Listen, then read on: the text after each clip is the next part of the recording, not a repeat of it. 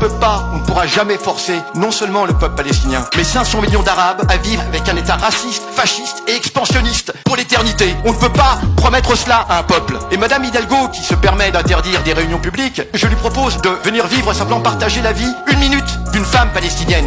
1 minute. Les Palestiniens, c'est un peuple qui aspirait à vivre libre, simplement comme tous les peuples. Il n'avait absolument rien demandé. Il n'a jamais cherché à opprimer un autre peuple. Et maintenant, c'est le seul peuple à qui on demande d'assurer la sécurité de ses oppresseurs. C'est le seul peuple à qui on demande d'être vigilant, à surtout ne pas être méchant avec ces colons qui sont arrivés et qui le piétinent depuis un siècle. J'ai rencontré des médecins qui reviennent de Palestine, et les histoires qu'ils racontent, non pas celles qu'ils racontent publiquement, mais en off, sont absolument horribles. À Gaza, dans l'hôpital principal de Khan Younes, 30 000 personnes sont réfugiées dans un hôpital qui était prévu pour 400 personnes. 30 000 ils sont. On opère par terre, parce que les lits d'hôpitaux sont réservés aux morts. Oui, parce qu'il faut absolument identifier les morts, on ne peut pas les mettre par terre. Donc les gens, on les opère par terre, sans anesthésie, et on découpe, et on